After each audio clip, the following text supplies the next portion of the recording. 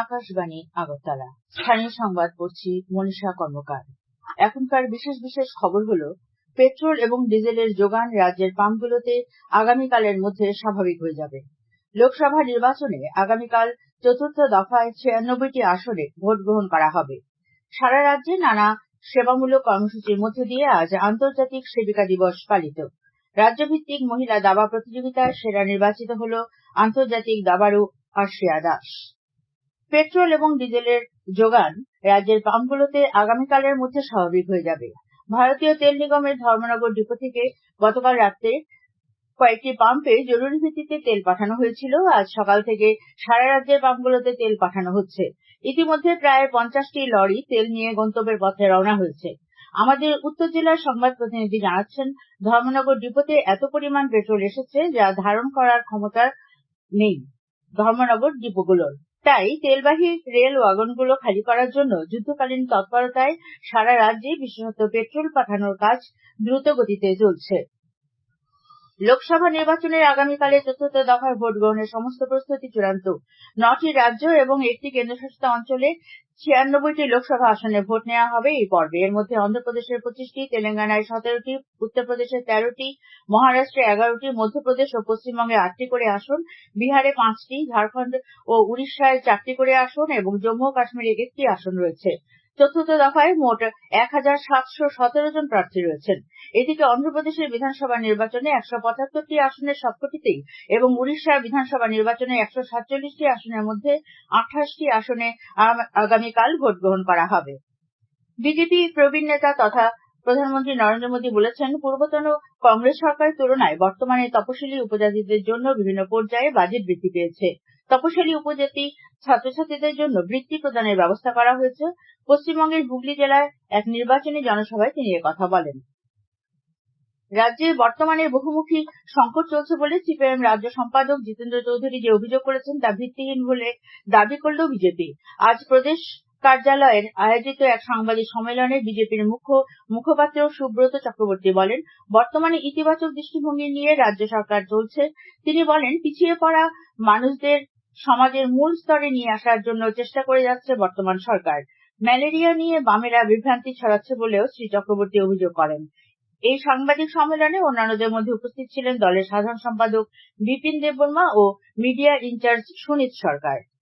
ত্রিপুরা প্রদেশ কংগ্রেস সভাপতি আশিস কুমার সাহা আজ অভিযোগ করেন, রাজ্যে আইন শৃঙ্খলা ভেঙে পড়েছে। রাজ্যে জ্বালানি তেলের সংকট চলছে এবং জিনিসপত্রের দাম ঊর্ধ্বমুখী বলে তিনি জানান।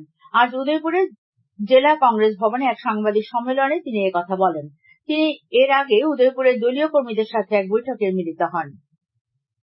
বিরোধী দলনেতা জিতেন্দ্র চৌধুরী আজ সাব্রুম বিধানসভার পূর্ব লুধুয়া, বাগানপাড়া ও বেতাগা এডিসি ভিলেজের সাধুপাড়ায় সম্প্রতি ঝড় তুফানে ক্ষতিগ্রস্ত মানুষের বাড়িঘরগুলো পরিদর্শন করেন।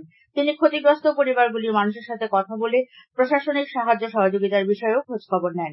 পরিদর্শনকালে সিপিআইএম এর সাব্রুম মহকুমার নেতৃবৃন্দ উপস্থিত ছিলেন। প্রাক বর্ষাজনিত পরিস্থিতি মোকাবেলায় আজ বিদ্যুৎ সচিব অভিষেক সিং ত্রিপুরা রাজ্য বিদ্যুৎ নিগম limited, Tripura power transmission limited এবং ত্রিপুরা পাওয়ার জেনারেশন লিমিটেডের সমস্ত আধিকারিক এবং প্রকৌশলীদের নিয়ে বৈঠক করেন। আগরতলার প্রজ্ঞা ভবনে এই বৈঠক অনুষ্ঠিত হয়। বৈঠকে বিদ্যুৎ দপ্তরের অধীনস্থ এই 3টি নিগমের বর্তমান অবস্থা নিয়ে পর্যালোচনা করেন তিনি। স্থানীয় সংবাদ প্রচারিত হচ্ছে আকাশবাণী আগরতলা কেন্দ্র থেকে। সারা রাজ্যে নানা সেবামূলক কর্মসূচির মধ্য দিয়ে আজ আন্তর্জাতিক সেবিকা দিবস পালন করা হয়। এই উপলক্ষে আগরতলা গভর্নমেন্ট নার্সিং কলেজের উদ্যোগে আইডিএম হাসপাতালে কলেজের অডিটোরিয়ামে ফ্লোরেন্স নাইটিঙ্গেলের 204তম জন্মবার্ষিকী উদযাপন করা হয়। অনুষ্ঠিত হয় এক স্বাস্থ্য শিবির। অনুষ্ঠানের সূচনা করেন আগরতলা গভর্নমেন্ট নার্সিং কলেজের অধ্যক্ষা ডক্টর মৈত্রী চৌধুরী। এদিকে আগরতলা গভর্নমেন্ট মেডিকেল কলেজ ও জিবি হাসপাতালে নার্সিং কাউন্সিলের কর্মীদের উদ্যোগে বৃক্ষরোপণ করা হয়। অনুষ্ঠানে উপস্থিত ছিলেন স্বাস্থ্য অধিকর্তা ডক্টর সঞ্জীব দেববর্মা সহ অন্যান্যরা।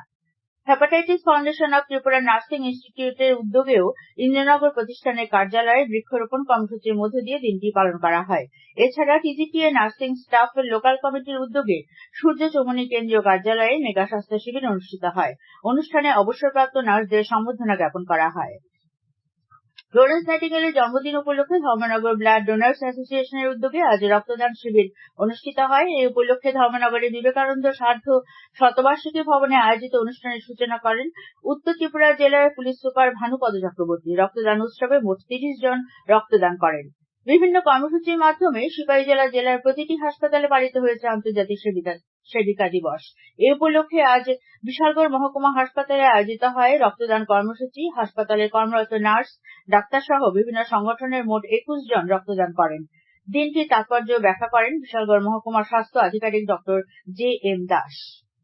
আন্তর্জাতিক সেবিকা দিবস উপলক্ষে আজ বিলোনিয়া মহকুমা হাসপাতালে কর্মরত ২৮ জন সেবিকাকে সম্বর্ধনা জ্ঞাপন করা হয়।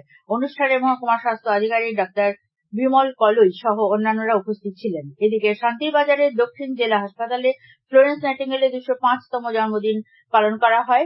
জেলা হাসপাতালের চিকিৎসক ডাক্তার সুতীর্থ দাশগুপ্ত প্রমুখ উপস্থিত ছিলেন। কৈলাসহরস্থিত ঊনকোটি জেলা হাসপাতালে আজ উদযাপিত হয় আন্তর্জাতিক নার্সেস দিবস। এই উপলক্ষে হাসপাতালের কনফারেন্স হলে আয়োজিত অনুষ্ঠানের উদ্বোধন করেন চিকিৎসক ডাক্তার রোহন পাল। এখানে দিবসটির গুরুত্ব, তাৎপর্য এবং ফ্লোরেন্স নাইটিঙ্গেলের জীবন ও কর্মধারা নিয়ে আলোকপাত করেন nursing superintendent Sutapa Debnath, staff nurse Gouri Deb সহ প্রমুখ। উল্লেখ্য, এবছরের আন্তর্জাতিক নার্সেস দিবসের ভাবনা বা থিম হচ্ছে আমাদের নার্স, আমাদের ভবিষ্যৎ, যত্নের অর্থনৈতিক ক্ষমতা।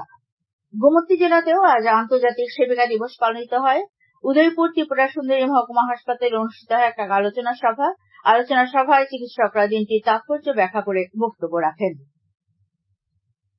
রাজধানীর বনমালীপুর রামঠাকুর সেবা মন্দিরের উদ্যোগে চতুর্থ মহান্ত মহারাজ ভবতোষ বন্দ্যোপাধ্যায়ের মহাপ্রয়াণ দিবস উপলক্ষে এক স্বেচ্ছা রক্তদান শিবিরের আয়োজন করা হয়। শিবিরে মোট ২৩ জন স্বেচ্ছায় রক্তদান করেন।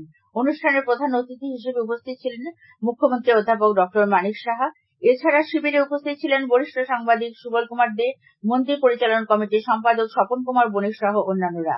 এদিকে প্রজাপিতা ব্রহ্মকুমারী ঈশ্বরীয় বিশ্ববিদ্যালয় আগরতলার উদ্যোগে আজ আড়ালিয়ার প্রতিষ্ঠানের জ্ঞানোদয় ভবনে রক্তদান শিবির অনুষ্ঠিত হয়। অনুষ্ঠানে উপস্থিত ছিলেন মুখ্যমন্ত্রী অধ্যাপক ডক্টর মানিক সাহা, যুব বিষয়ক ক্রীড়া দপ্তরের মন্ত্রী টিঙ্কু রায় প্রমুখ। খেলার খবর। রাজ্যভিত্তিক মহিলা দাবা প্রতিযোগিতায় সেরা নির্বাচিত হল আন্তর্জাতিক দাবাড়ু তথা উত্তর পূর্বের একমাত্র ক্যান্ডিডেট মাস্টার আর্শিয়া দাস। এছাড়া অনূর্ধ্ব ৭ বছরের ছেলেদের বিভাগে সেরা হয় দেবরাজ ভট্টাচার্য। দুদিনব্যাপী রাজ্য সিনিয়র মহিলা এবং অনূর্ধ্ব ৭ বছরের ছেলেদের দাবা প্রতিযোগিতা শেষ হয়েছে। এনএস আন্তর্জাতিক দাবা হলঘরে অনুষ্ঠিত আসরে সিনিয়র মহিলা বিভাগে চতুর্থ তথা শেষ রাউন্ডে আর্শিয়া জয়লাভ করে এবং ৪ রাউন্ডে পুরো ৪ পয়েন্ট পেয়ে অপরাজিত চ্যাম্পিয়ন হয়। ৩ পয়েন্ট পেয়ে ভোকালসে আরাধ্যা দাস দ্বিতীয় এবং একান্তিকা সরকার তৃতীয় স্থান দখল করে। ২ পয়েন্ট করে চতুর্থ স্থান দখল করে সঙ্গীতা সাহা। প্রথম ৪ স্থানাধিকারী দাবাড়ু জাতীয় আসরে খেলার যোগ্যতা অর্জন করে নেয়। এদিকে অনূর্ধ্ব ৭ বছরের ছেলেদের বিভাগে ৪টি ম্যাচে ৪ পয়েন্ট নিয়ে দেবরাজ ভট্টাচার্য শীর্ষস্থান দখল করে। ৩ পয়েন্ট নিয়ে ভোগালসে দ্বিতীয়, তৃতীয় ও চতুর্থ স্থান দখল করে প্রভজ্যোৎ ভট্টাচার্য, দীপ্তনীল দেব এবং সঙ্গদীপ পাল। অনূর্ধ্ব ৭ বালক আসরে ২টি বিভাগে প্রথম ২ স্থানাধিকারী দাবাড়ু জাতীয় আসরে খেলার যোগ্যতা অর্জন করেছে। বিলোনিয়া মহকুমা ক্রিকেট অ্যাসোসিয়েশনে আয়োজিত মহকুমা সিনিয়র ক্রিকেট টুর্নামেন্টের চ্যাম্পিয়ন হল ওরিয়েন্টাল ক্লাব। আজ বিদ্যাপীঠ মাঠে আসরের ফাইনাল ম্যাচে দক্ষিণ বিলোনিয়া প্লে সেন্টারকে ৯ উইকেটে হারিয়ে আসরের চ্যাম্পিয়ন হয় ওরিয়েন্টাল ক্লাব। ফাইনাল ম্যাচে বিজয়ী দলের হাতে চ্যাম্পিয়ন ট্রফি ও রানার্স ট্রফি তুলে দেন আসামের প্রাক্তন বিধায়ক শিলাদিত্য দেব, প্রাক্তন বিধায়ক সুবল ভৌমিক প্রমুখ। সদরের আন্তঃ স্কুল ক্রিকেট প্রতিযোগিতায় আজ অনুষ্ঠিত ৩টি খেলায় doctor B R. Ambedkar school, Nandannagar school ও হেনরি ডিরোজিও স্কুল জয়লাভ করেছে। নরসিংগড় পঞ্চায়েত মাঠে অনুষ্ঠিত সকালের খেলায় ডক্টর বি.আর. আম্বেদকর স্কুল ৪৮ রানে ডুকলি মধুবন স্কুলকে এবং একই মাঠে দুপুরের খেলায় নন্দননগর স্কুল ১০২ রানে মহাত্মা গান্ধী মেমোরিয়াল স্কুলকে পরাজিত করে। এদিকে তালতলা মাঠে অপর খেলায় হেনরি ডিরোজিও স্কুল ৮৪ রানে ক্ষুদিরাম বসু ইংলিশ মিডিয়াম স্কুলকে হারিয়ে দেয়। শান্তিবাজার ক্রিকেট অ্যাসোসিয়েশনে আয়োজিত মহকুমা সিনিয়র ক্রিকেট টুর্নামেন্টে চ্যালেঞ্জার ট্রফি আজকের ম্যাচ ইয়াংরু ওয়েলফেয়ার সোসাইটিকে ৩ উইকেটে হারালো রেক্স ক্লাব। বাইখরা মাঠে টসে জিতে প্রথমে ব্যাট করতে নেমে ইয়াংরু ওয়েলফেয়ার সোসাইটি ৩০.৪ ওভারে ১৮১ রানে সবাই আউট হয়ে যায়। জবাবে খেলতে নেমে বিজয়ী দল রেক্স ক্লাব ৩২.৫ ওভারে ৭ উইকেট হারিয়ে জয়ের জন্য প্রয়োজনীয় রান তুলে নেয়। বিজয়ী দলের অমল রিয়াং দেববর্মা সর্বোচ্চ ৫৪ রান করে। আসন্ন বর্ষা মৌসুমকে সামনে রেখে জাতীয় বিপর্যয় মোকাবেলা বাহিনী বা এনডিআরএফ এর একটি টিম চলতি মে মাসেই ঊনকোটি জেলাতে এসেছে। জেলা প্রশাসনের বিপর্যয় মোকাবেলা বিভাগের উপসমাহর্তা সুরজ দেববর্মা জানান, 25 জনের টিম আগামী অক্টোবর মাস পর্যন্ত জেলায় অবস্থান করবে। অবস্থানকালে তারা বিপর্যয় মোকাবেলা বিষয়ে জনগণকে করণীয় বিষয়ে সচেতনতামূলক প্রচার অভিযানে অংশ নেবে। পাশাপাশি সম্ভাব্য বিপর্যয়ে নাগরিকদের সহযোগিতা করবে। আবহাওয়ার পরবর্তী 24 ঘন্টার পূর্বাভাসে জানানো হয়, আকাশ অংশত মেঘলা থাকবে। কোনো কোনো এলাকায় বজ্রবিদ্যুৎ সহ হালকা থেকে মাঝারি ধরনের বৃষ্টি হতে পারে। রাজ্যের কোনো কোনো জেলায় বিক্ষিপ্তভাবে বজ্রবিদ্যুৎ সহ ঘন্টায় 30 থেকে 40 কিলোমিটার বেগে ঝড়ো হাওয়া বয়ে যেতে পারে বলে সতর্কবার্তা দেওয়া হয়েছে। আগরতলায় তাপমাত্রা থাকবে সর্বনিম্ন 24 থেকে সর্বোচ্চ 35 ডিগ্রি সেলসিয়াসের কাছাকাছি। আগরতলায় আজ ভোরে সর্বনিম্ন তাপমাত্রা ছিল 22.6 ডিগ্রি এবং দিনের সর্বোচ্চ তাপমাত্রা ছিল 35.2 ডিগ্রি সেলসিয়াস। শেষ করার আগে বিশেষ খবর আরেকবার।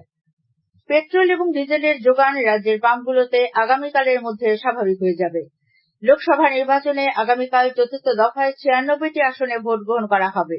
সারা রাজ্যে নানা সেবামূলক কর্মসূচির মধ্য দিয়ে আজ আন্তর্জাতিক সেবিকা দিবস পালিত। রাজ্যভিত্তিক মহিলার দাবা প্রতিযোগিতায় সেরা নির্বাচিত হল আন্তর্জাতিক দাবাড়ু আরশিয়া দাস। স্থানীয় সংবাদ এখনকার মতো শেষ হল।